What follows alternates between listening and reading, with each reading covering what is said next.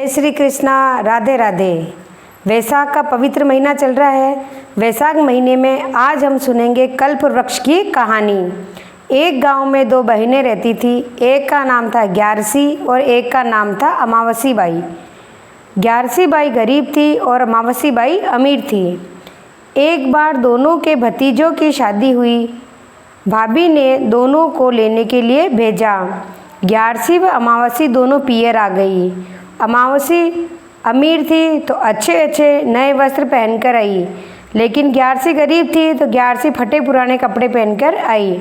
शादी के बाद अमावसी को बहुत अच्छी सीख देकर विदा कर दिया, लेकिन ग्यारसी को विदा नहीं किया।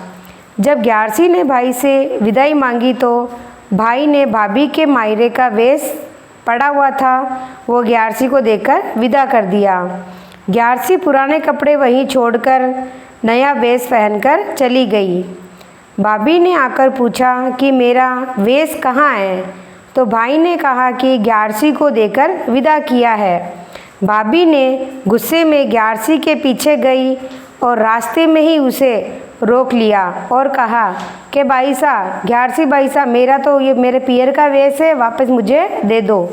और वो वेश वहीं पर खुलवा दिया। ग्यारसी बाई बिल्कुल निवस्त्र हो गई।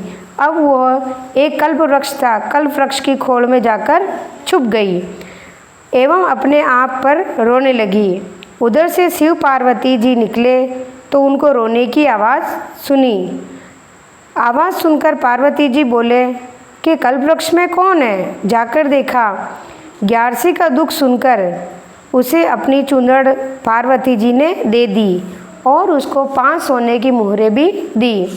ग्यारसी बाई सोने की मोहरें लेकर अपने ससुराल चली गई और अपने पति को वो मोहरें दे दी 5 सोने की, जिन मोहरों से उसको पति ने नया व्यापार शुरू कर दिया।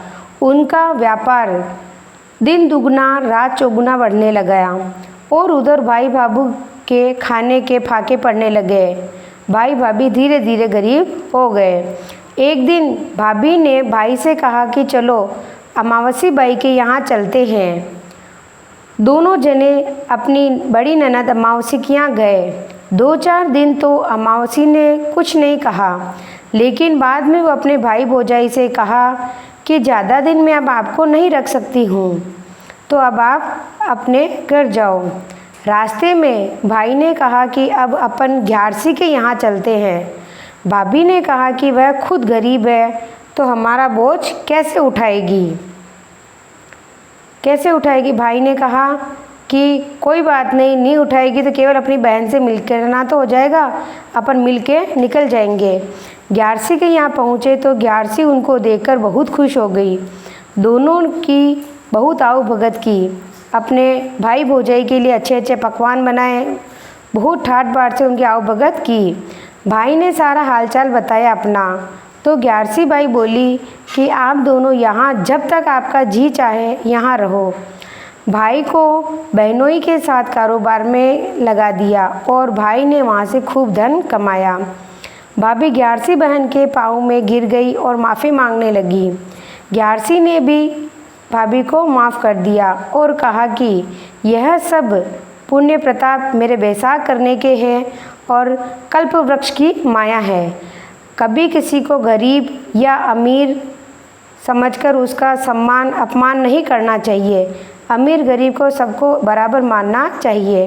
तब से सभी जने वैसाख माह में कल्प वृक्ष की कहानी कहते हैं और शिव पार्वती की बात भी कहते हैं। शिव पार्वती ग्यारसी बाई पर प्रसन्न हुए, वैसे सब पर प्रसन्न होना। जय श्री कृष्णा। राधे राधे।